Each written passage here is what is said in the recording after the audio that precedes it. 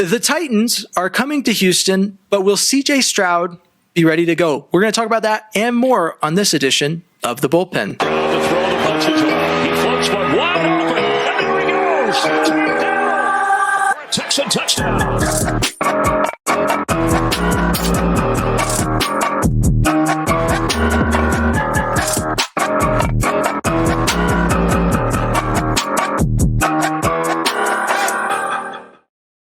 Hello and welcome to this edition of The Bullpen. I'm James Roy. This is Tom Chavarria, and we are hyped to talk about the Texans because it is late December and the Texans are still playing meaningful football. In fact, it's so meaningful that they actually, I can use these words, it sounds like a cliche, but it's always what you say late in the season when your team is in the driver's seat. The Texans are in control of their own destiny as we head into week 17 of the NFL season. Tom, how does it feel to know that the Texans literally just have to win the next two games and they'll be in the playoffs? It feels like I should have bet on them before the season to win so many games, because whatever the number was going into the season, they've destroyed that. They're a team on the rise. They're in the top 15 of every power ranking you can look for. This has been a remarkable season, such a quick turnaround. It really shows you what a quarterback can do. And we're really hoping that said quarterback is going to be under center on Sunday, because I think he's the key to it all. Obviously, there's other injuries that are key that should greatly improve the Texans' chances for winning. But it's all going to revolve, in my opinion, around CJ Stroud. I agree with you. I think that the win against the Titans last time was a gritty win. It was nice to see. We've already asked the question on the recap episode of whether or not you would see Davis Mills or Case Keenum in the event that CJ doesn't go. But I think we both, along with every Texans fan that is breathing right now, want to see CJ Stroud get the start this week. And there was reports that broke around the time that the Browns game started that were saying that he's trending in the positive direction and he's expected to be ready. But we haven't seen an injury report yet. Y'all might have, but as you may very well know, we don't record on Friday. We record before that, so we haven't seen one yet. It'll be interesting to see. I was actually asked a question in my DMs that I kind of wanted to pose to you. Do you think it's concerning at this point in the week that the Texans have not cut Tim Boyle from the team in preparation for CJ Stroud's return? No, I don't think so. I think really that's like housekeeping that can happen at 11 o'clock on Sunday. It doesn't have to happen now. It's better to keep him. If you cut him and then something happens, freak accident, now he's out there. You got to go through the waiver process all over again. I think that is something that you want to make sure he goes through practice, he gets through all of his stuff, and know that you don't need another guy. And then you're able to cut him. I think that's really not that big a deal. I can see the concern for some people, like, well, if he's good, just let that dude go. You're not going to use him. And I guess, but I'm not concerned. I like I said, I think that's housekeeping that can happen right before kickoff if it needs to. And I agree with you. That's like pretty much what my reply was. If we get to Wednesday and CJ Stroud is like listed as did not practice, I might start to show maybe a little bit of concern. But it's nice to have a guy who's been on the team. It's been a short period of time, but he knows the offense to some extent better, and would probably serve better as a emergency backup than any other quarterback would. And as we know as Texans fans, sometimes the starter goes down and then the backup goes down, and then it's a downhill roll. And it's nice to have a guy who's been in the building for literally any amount of time longer than a day. So I don't see any reason to cut him right now. I wouldn't be surprised if they carried him on the practice squad through the week, just in case. But looking at the Titans, we played them 2 weeks ago.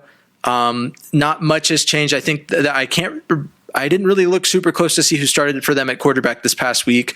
But do you think it matters if it's Tannehill or Levis?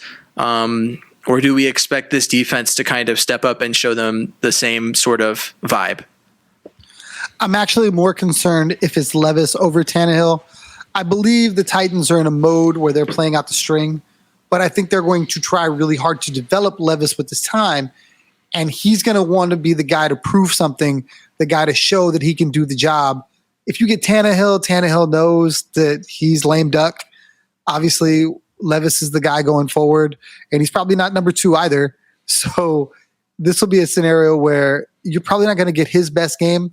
Where I think if you get Levis, who did not play last week because he had like an ankle thing, I think he's going to come out very motivated to play spoiler. And that's a little concerning because, I mean, they do have the weapons to do it.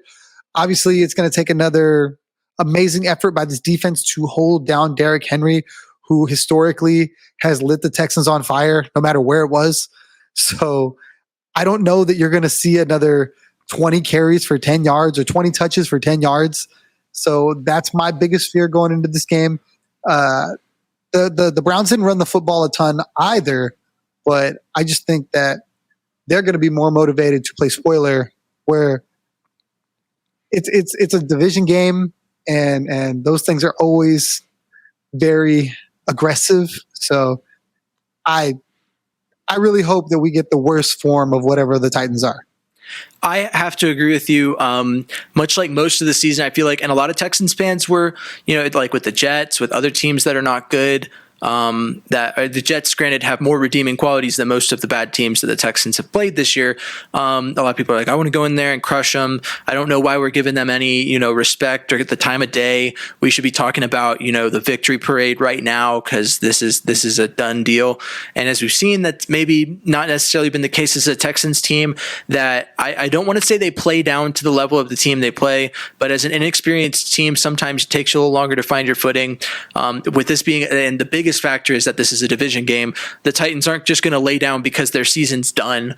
They want to do something meaningful this year, and the most meaningful thing that the Titans can do, believe it or not, is spoil the Texans' playoff chances. So I'm on high alert.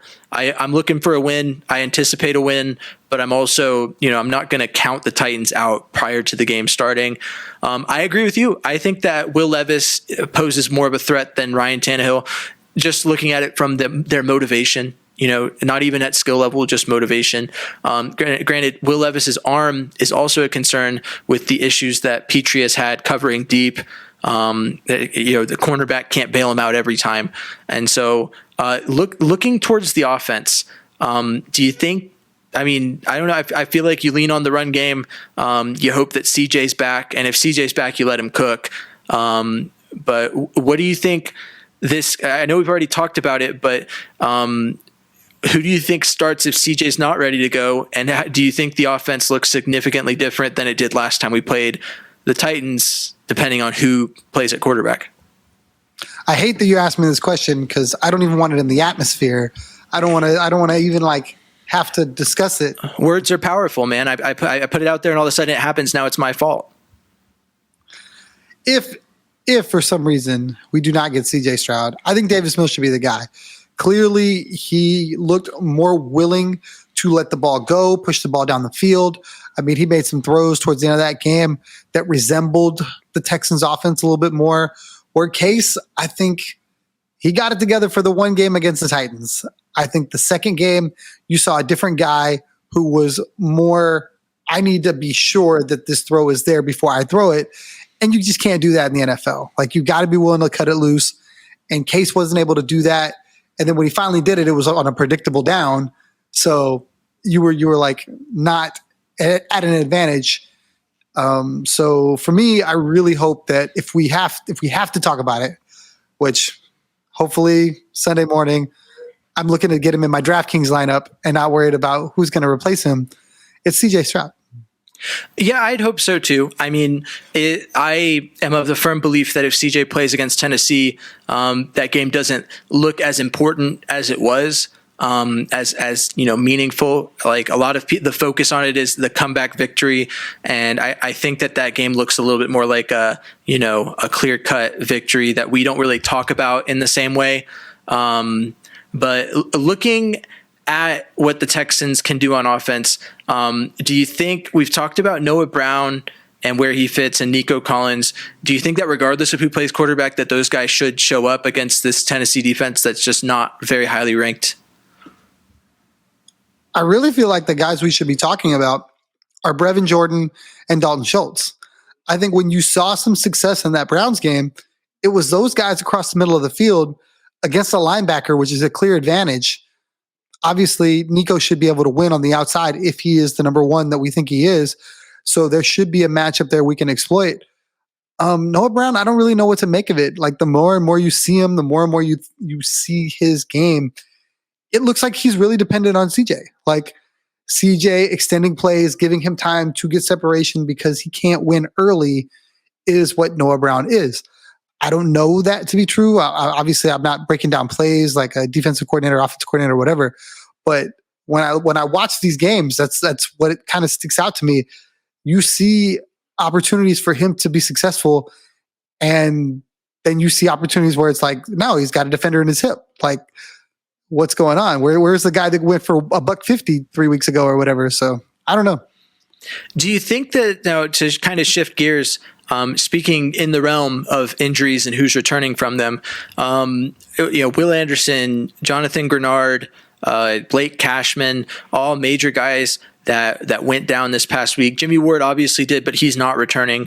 Do you think that those players coming back is super important to winning this week, or do you think that the Texans can put something together without what those guys bring to the table?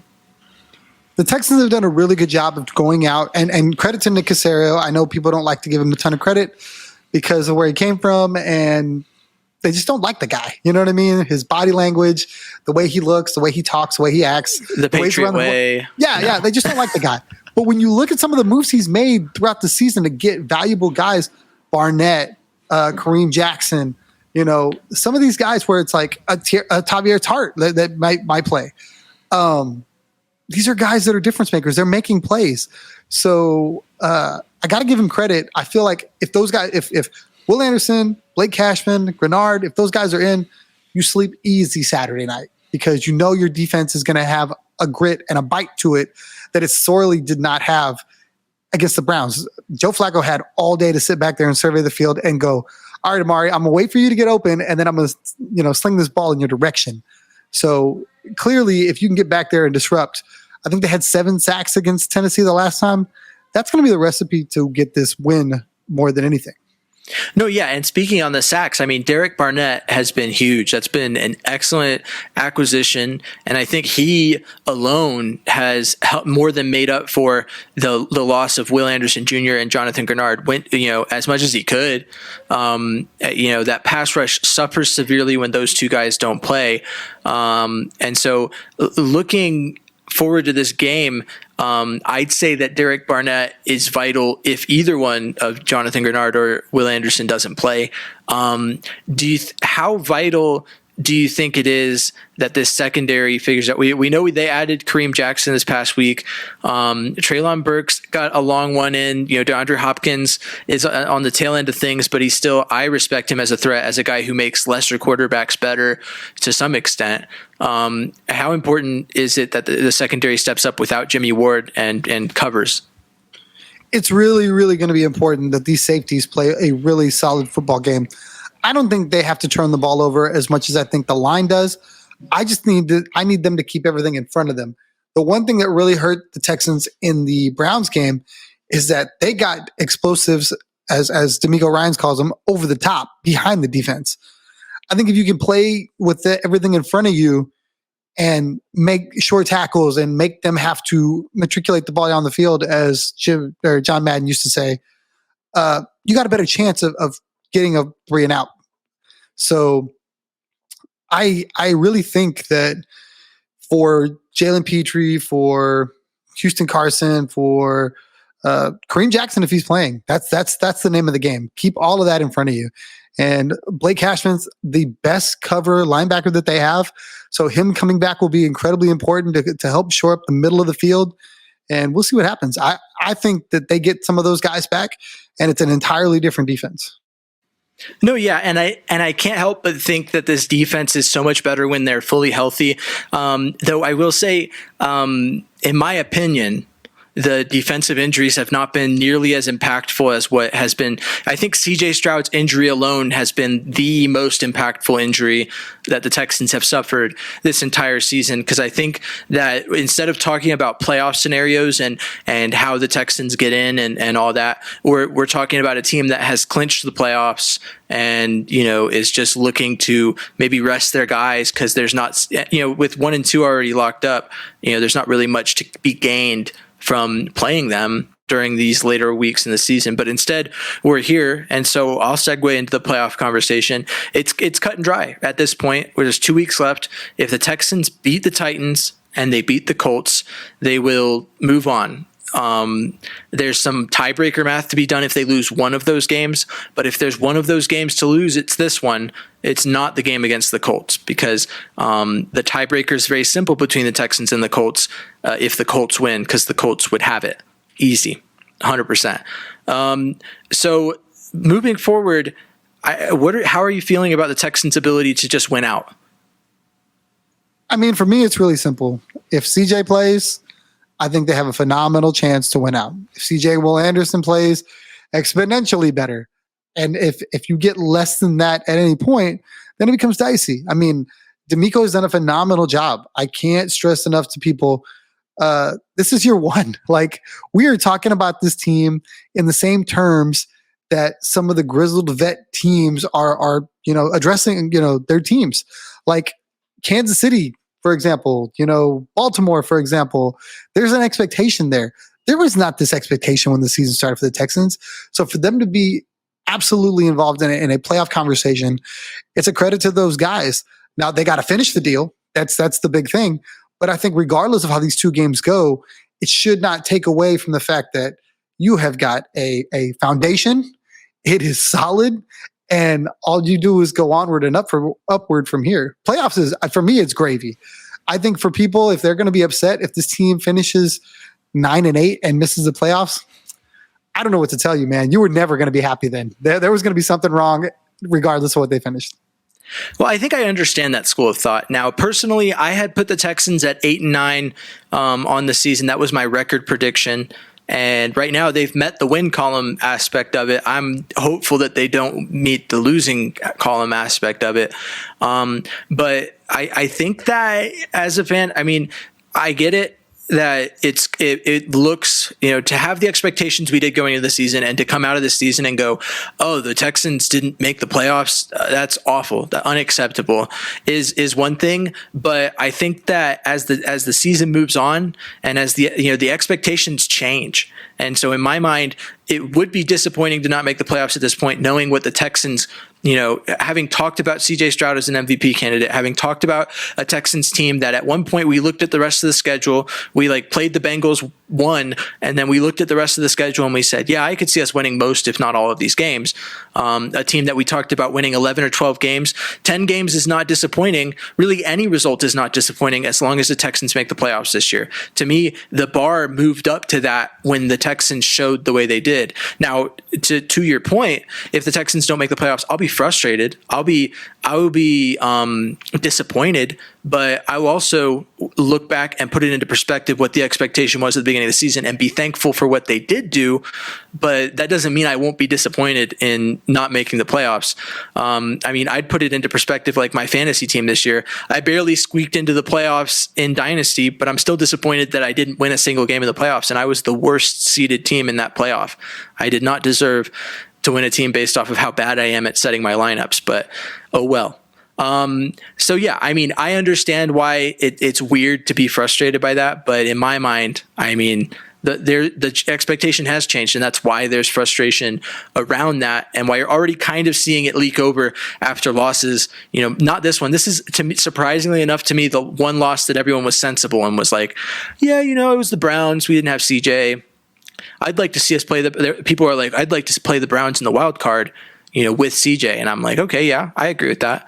But in other losses, like against the Panthers, people were like, we're a playoff team and we're losing to the Panthers. We're not, this is it. Sell the team. Or I don't know. That's just, a lot to it. I mean, obviously there was the fair share of talk about coaching and GMing due to the loss, but whatever. Moving into score predictions. I'd like to talk about score because we've talked it to death about the Titans. And so, the only thing that's changed is CJ going to play? It hasn't changed. It's just still a thing. So I say we talk about what we think the score predictions are. In a leap of good faith and based on the reports that he's likely to play, I would only like to hear your prediction based off of CJ Stroud playing. So how do you think the Texans do against the Titans with CJ Stroud? Well, for me, it's not just CJ Stroud. We talked about it earlier about who's going to quarterback for these Titans. If Will Levis starts, I feel like this game is 100% closer than if Ryan Tannehill starts. Now, because I said that, Tannehill will ball out, but in my mind, that's exactly how it goes. So I have to give you two scores, one with Levis and one with Tannehill. That's for me. I think that's in the same vein as if CJ plays or not. I'll allow it. Go ahead. So in a scenario where Tannehill plays, I feel like it's a 24-17. CJ come back. He cooks early. He's hot. He's got the offense moving. I don't want to get too storybook because that's your thing, not mine. But, he's 180 yards first half, couple scores.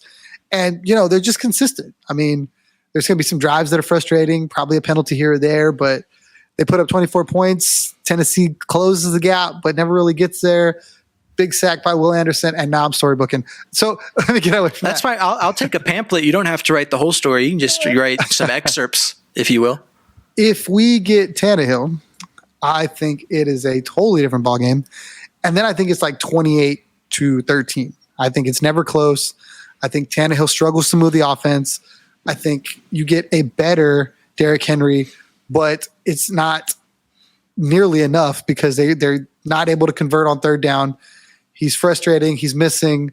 The pass rush has returned. Grenard's in there. Will Anderson's in there. Cashman's in there. And they're just causing havoc. And, you're talking about a Tennessee team that's giving up sacks upon sacks, and it's like it's never close. Okay, I'll do you one better. I'm just going to give one prediction. I don't care who plays for the Titans. This is about where I'm at. Like I said earlier, I mean, it's divisional football. This result was written in the stars, regardless of who's going to play. Just based on the fact that this is a division matchup. Now, my logical mind tells me that division series usually split. And so with that in mind, I should go with the Titans. I'm not going to go with the Titans because I have a brain and I understand what the Texans are, regardless of division matchup juju that's going around. I'm going to go with 28-20. I have trouble believing that the Titans don't at least keep it within one score. And I'm going to go so far as to say that it's like 21-20 going into the later stages of the fourth quarter. The Titans, believe it or not, get the ball back. Levis or Tannehill, if you will, is just driving down the field. They're sitting just outside of field goal range in the 2-minute drill. And they're kind of dilly-dallying. They're like, oh, we'll run it to run the clock out, but then we're going to pass it because we got to get a first. And so they run a little play action boot out to the right. Whichever quarterback is playing thinks he sees, what is a sure thing, catch the pass, you're in field goal range, game over kind of situation. But instead, none other than Kareem Jackson, who just so happens to be on the field for the defense, is in just the exact right position, picks it off and takes it 80 yards down the field for a Texans touchdown. Titans get the ball back, don't do anything with it, game over. That is my short storybook ending, because it was really easy to write knowing that Kareem Jackson is on the Texans this week. What do you think? I think you need to run, not walk to Vegas, and place bets on both of those things because the current spread is 3.5. The Texans are 3.5 favorites. You take the over there, and the current score is 42.5. So you're over that as well. So if I'm you and I believe it to be gospel, then I am going and placing those bets. Well, it's a short drive to Vegas from where I'm at. So, but on that note, Tom, I'd like to hear if you have anything more to say about this matchup before we bring this thing to a close. Sunday can't get here fast enough.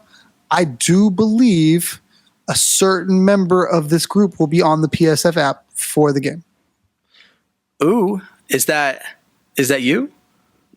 Well, you going to be there? I'm not going to speak for you. So yeah, I'm going to cover the game on the PSF app. So okay. Come hang out. All right. Sweet. Sounds good. All right. Well, thanks for listening, y'all. Thanks for watching. I'm James Roy, and you can find me on social media at M1 Texans fan. This has been my partner in crime, my co-host, my main guy, Tom Chavarria. You can find him at Third Coast Tom on X, as he loves to refer to it as. No, he doesn't. He refers to it as Twitter. And until next time, Stay classy, Houston. Vamos Texans. Thanks for tuning into The Bullpen, a Texans podcast, part of the Fans First Sports Network. Please like, comment, subscribe, and follow along for more Texans talk from The Bullpen.